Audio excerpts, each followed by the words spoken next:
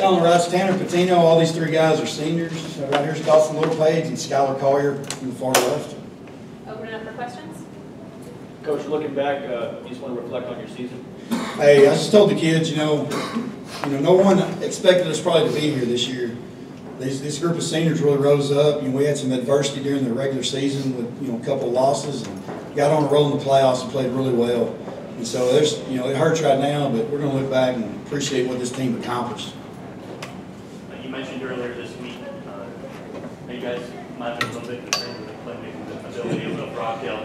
When they got rolling, how tricky was it? Well, I tell you, we knew they had the ability to score on every play, and a lot of kids that could do that. Man, they're super talented, well coached, and I've never seen the momentum swing like that myself in a game, been a part of it. But once it swung, we were just trying to make some plays, and credit to them and their athletes and their athleticism and being able to make plays.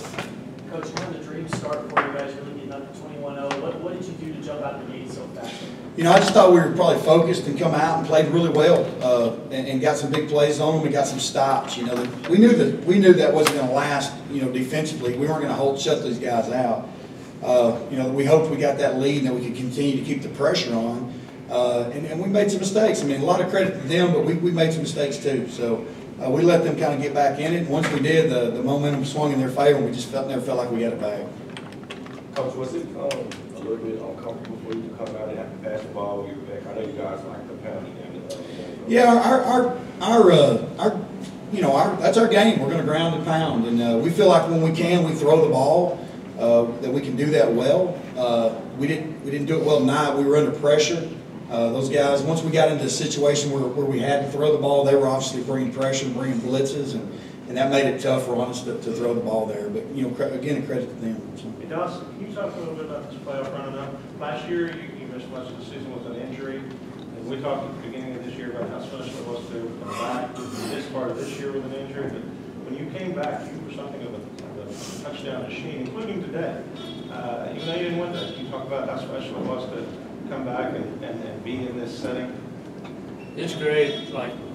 Last year you couldn't play, and then you come back, and that's your dream ever since you're little, is to come to the state championship. And then once you get here, you gotta try to win it. But we fell short. They're a good team, and that's about it.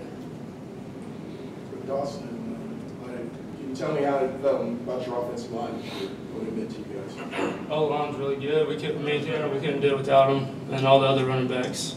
It's all to them. Y'all were gashing them early. When you get up 21-0, there was no second wave you had to get to. You were gone. What changed? What did Rockdale start doing defensively to get you guys problems after that? I don't know. They made a lot of adjustments. The first 3 touchdowns, I think that they didn't expect us to run that far up the middle, because usually when we run up the middle, it's a little bit to the outside. So I don't think they were expecting it, but I think once they figured out what we were doing, they had a really good game plan, and they're fast. So even if they messed up, they can still get to the football. So. At some point, I saw you guys had played high. I can't remember countless plays, some of you guys. At some point in the game, did it kind of affect you guys on defensive end, or did you choose which way you were going to just give it 100%? You just try to give your 100% no matter where you are on the field. Yes, sir. I was talking to a guy the other day that went and played college football, and he said the one thing about football is you can give 100% every play. He said it's not like running a marathon to where you'll stop in the middle of it if you can't go anymore. He said in football you can give 100% every play. You might pass out after the play, but while the play's going, you're not going to pass out during the play. And so that was my mentality. That's been my mentality ever since. No matter how tired you are, give 100%. And this is your last game. If you pass out after, you pass out after. But give it everything you got right now.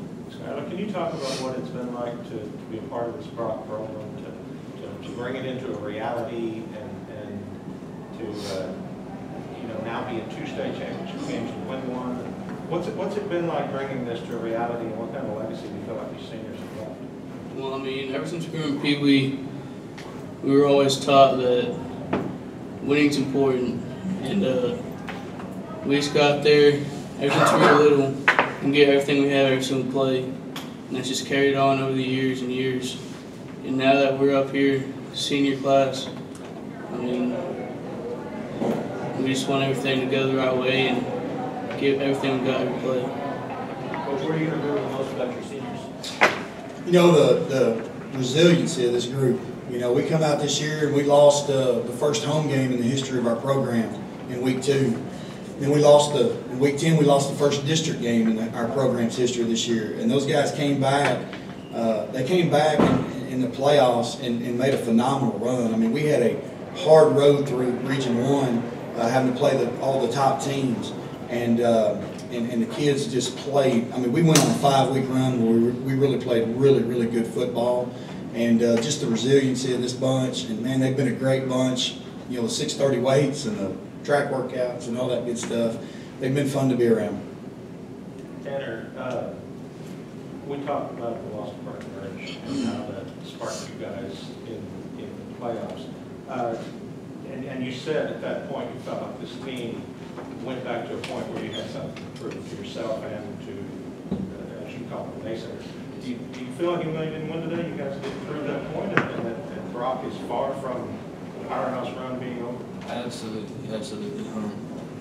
Yeah, there's a lot of people that doubted us, and then once we lost our first home game, everybody kind of wrote us off. But then we went on that little win streak there, and we started blowing out these district teams, and so everybody kind of said, it sounded like everybody started jumping back on the bandwagon and said, you know what, they might be okay. And then we lost district, and it seemed like everybody just counted us out right there and said, no, they're the team we thought they were. So that put the chip back on our shoulders, and we went out there with something to prove. I really feel like we did that. Yes, sir. Coach, 17-3 now in the playoffs in 4 years.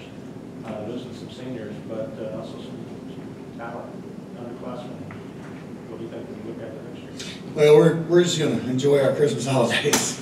And this group of seniors, I told them that every team's special. Every team's got their own personality, and this group of seniors we're going to miss. We're going to enjoy our holidays and have a good Christmas break and come back in January and start off season again and get ready for next year. Coach, how do you feel like you guys left it on the field tonight? You think they all left it on there? Absolutely, man. I tell you that, we were dragging. We played Dawson more on defense tonight just because of their athleticism. You know, we played our fastest guys on defense the whole time tonight to try to offset their speed, and we wore down. I mean, there's no doubt about it. It's hot out there, and that's, you know, partly due to them, you know, having to play against people with that kind of talent. But there's no doubt we don't have much energy left. These guys are dead. They left it all out there. Final questions? Thank you guys. Congratulations. All right, thank you. And Coach Jeff Miller from Rockdale. Coach, you introduce your student athletes, please. Got number 5, Jaqueline Crawford, senior wide receiver, DB. 11, J.R. Harris, linebacker. 2, Tori Lockman, senior quarterback and cornerback. And right here, 9, Josh Springer, senior safety. Open it up for questions. Coach, you were down early, 0-21. What did you tell your team to get their heads back into the game?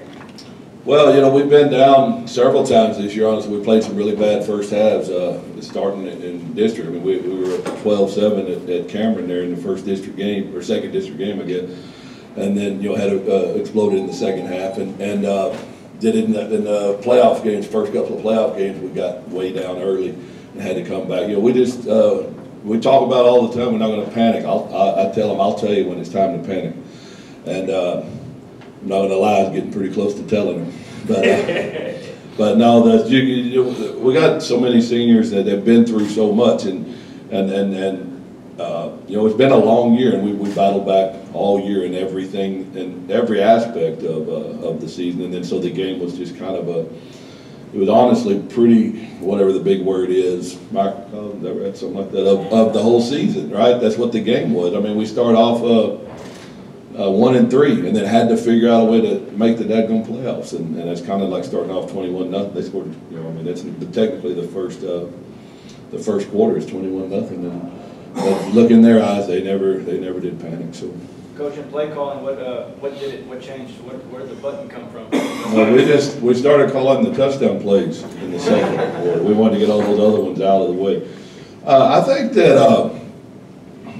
I'm not going to lie, because we preached all week, don't be too wide-eyed, you know, don't let it be too big, but there's something to be said to walking in the stadium for the first time, you know, and other, you know, most of our kids had never been in this stadium, much less ever played it, and so You know, and I think it certainly showed a little bit. You know, Brock played here last week. You know, they certainly came out of. They weren't too awed by the whole situation, and I think definitely we were. But they're a really good football team. You know, so it's not like we were letting somebody that's not any good take it to us. I mean, we knew they were going to get their points. We just didn't know they were going to do it in that fashion. Was there, you were, kind of got punched in the mouth defensively? I mean, like 12 minutes. What did y'all do to change that? What did y'all? We were thinking too much. That's what me and my other linebacker were. I mean, our coaches teach us the plays every week. I mean, we get them down, we run them through our minds every minute, every second of the day. And we were coming through the game, me and Dylan David, we were, just like he said, wide-eyed, like, wow, this is big. I mean, it was just, Dylan David's never been here. I mean, I haven't either. I mean, it's like, only places we've been is track. I mean, but it was just like going to a new place. I mean, it was just crazy. But we come out and I just talked to Dylan David, and I just told him, I said, they're going to hit you in the mouth, or you want to hit them in the mouth? I said, it's just a man's game. Who wants it more? That's the one's going to win. I mean, that's what they did. That's how they play football. I mean, they're going to hit you, and you're going to have to take it, or you're going to have to hit them back. But, I mean, he kind of manned up and just started hitting them in the mouth. Then we let them get their plays out of the way that they were wanting to run, and just ran it to them. Well, you seem to have worked on a few drives that looked to be a little uncomfortable, and you also seem to be a little frustrated. What did you do mentally for yourself and for the rest of your team to get everybody back on track? I mean, it's not really about me. I mean, yeah, I play bad, but when I play bad, I mean, the other team guys are going to do what they're supposed to, and they're going to pick up, and they're going to make up for my slack. So, I mean, but it's just, I talk to myself, I mean, just do what you do. I mean, don't think about it too much. I mean, it's going to happen. And I just depended on my team, and they rise back up. When you took that late hit on Brock got a personal foul, the very next play you call for the ball and break off a long touchdown. Did taking that hit kind of motivate you to come back and make that touchdown play on the very next play of the game? Not really. I mean, it was a pretty good hit. I guess it was just a little late. But, I mean, I would have wanted to score it if I didn't get hit. So, I mean. Was it a nice feeling to bounce back right after taking it like that and get it in the end zone? It was. It was a pretty good feeling. Josh, it's 21-21 when you bite on the play fake and they hit the big kid 44 and you catch up to make the plays. The ball's going over your head, or are you thinking, man, I got to do something here? Well, the defense kind of broke down there, so I saw them at the last minute, so I took off, tried to make a play on it, and it went my way. So I fought to get the ball, and we got it. So. Tori, what did it feel like to catch a touchdown pass? It's pretty cool, to throw one, run one, and catch one. But I have to give all my props to my offensive line for opening everything up for the offense and defense coming up on key stops. So. Coach, what did it mean to follow in your dad's footsteps, Tori? To follow in your dad's footsteps and then win a state championship like him, what does that mean to you? It's a blessing, 41 years, it's, that's a long time, but for us to come out here and do what we did, it's amazing. Coach, what did you kind of see early on from Brock that you may not have saw in the game film that kind of let the game kind of get to 21-0? Did they do anything different that you weren't seeing on film? No, not at all. I mean, they just came out. We knew they were a power football team. Told our guys all week they're bigger and stronger than us. We're going to have to, as JR said, we're going to have to. We couldn't get tired of being physical. That was going to be the key, because we knew they were going to be physical, and we're pretty physical ourselves. If we ever got tired with it or bored of it, then they were going to win the ball game.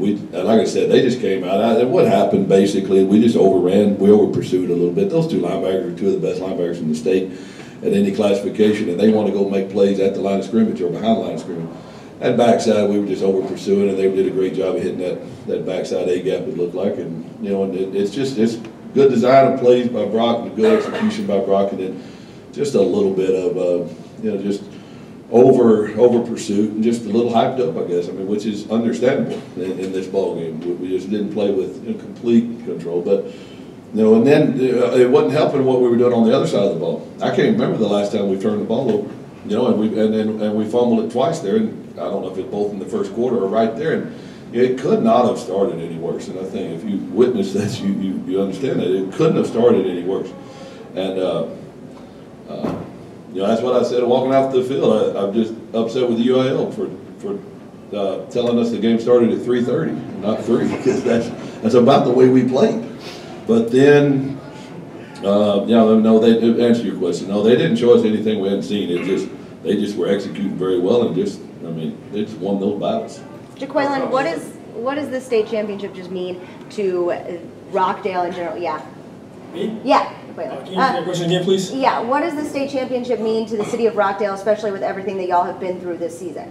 I mean, it means a lot to this community. I mean, like I said, plenty of times, we've had great football teams in the past year. Like my freshman year, we had a team that was head over heels the best team in the state, and they just couldn't do the small things to get it done. And I think we've had teams that were capable of winning the state championship but couldn't, and I mean, it kind of frustrated the community. I mean, and it's been like Tori said, 41 years. That's a long time, and to finally come through and break that barrier and win the state championship means a lot. Like you said, like with the V and everything, it's just a perfect story. You couldn't write any better story. And I mean, we're just grateful to be a part of it, and it's just a blessing. And I'm just glad like I said, I'm glad we can be a part of bringing Rockdale state championship.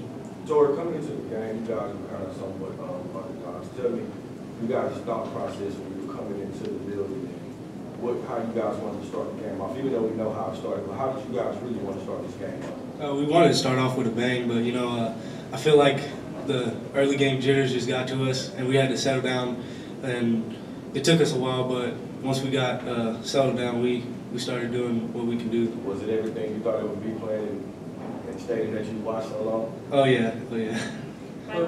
Coach, you mentioned getting off to a slow start in the regular season. You know, at that point when you guys are 1-2, did you envision yourself getting to this point? No. I knew going into the season that we had a pretty good football team. And then some things happened. We had some injuries, you know, and every team has that, and we didn't know how bad they were going to be. And then we had some things we had to clean up. And then I'm telling you, you start off with such a high, then we went down to where we really weren't sure where we were going to be. And then I mean it. We were talking after that third ball game of the year on Saturday morning before the players got there. We said, man, we're fixing to have to do some stuff to figure out a way to make the playoffs. Coach, how was it seeing your son take the knee for the final stand? You know what? I'll tell you this. I didn't care who took it. We're in victory formation in the state championship game. You know what that means? I mean, we just won the dang thing. And so, but it wasn't even my idea. It was his teammates' idea. I'm not smart enough to even think of that. And I had some of them come to me and say, hey, look, would you be willing to do this? And so they didn't have to ask me twice. Tori, obviously that could have been you, but I'm guessing you were all for that. I mean, how special was that for you to see that? It's amazing. You know, for me to come in this year, and when I heard his story, it brought me to tears, you know, and, you know, like, he's been through a lot, and this, just to see him go out there, it was amazing. Coach, what does that mean for you and your family? Well, like I said, you as a coach, when we went to the doctor to find out what my wife was going to have in 1999, and you know, when they told us it was a boy, I just started bawling, and because I had so many things run through my mind. But tonight or this afternoon, this moment right here was one of those things that went through my mind, obviously. And then we were on our way in 14 when he played in those 4 playoff games that we played in 14. We were on our way to this moment, and then got the word in April. But but see, these guys right here are pretty stinking incredible kids. These are his best friends. I mean, when Tori and him go to Pluckers, and I don't know if you're allowed to say plug things right here, but they go to Pluckers once a week. Jaqueline and Gunnar have been best of friends, and they threw touchdowns back and forth to each other, and have run on relays together, hold school records in relays together since 5th grade. Josh and Gunnar have been, I remember Josh going to Jumptown with us in 3rd grade over there for his birthday, And then the night JR got his thumb bit off by the wild hog, Gunnar was with him. So, I mean, these are the best of friends, and then there's so many of them that aren't in here with us right now. So it's a family thing. You say family, yeah, we got a pretty daggone big family. It's pretty special. Coach, you talk about how close of a niche you guys are as a family title. What's next for you guys? I know you have a bunch of seniors that are walking out that have a bunch of. I wish you wouldn't remind me that they're seniors. Go ahead. For me? I mean. Oh, well, it's just such a great group of young men. I mean, I know that there's sometimes when you have to sit there as a coach and you go win with people that aren't of the character that these kids are. They're just unbelievable men. They're going to be so successful in whatever they do. I mean, they're going to go 4 different directions here pretty soon. Jaquelin's fixing to go in about a week or so. They're fixing to go in 4 different directions, and we're going to hear such great things out of all 4 of them in the near future and the distant future. But it's not just them; it's this whole senior class has been really special for a lot of us for a long time. And I know there's a lot of kiddos out there that deserve a state championship. I know that, but I promise you, there's not a group that deserve it more than the group that won it tonight.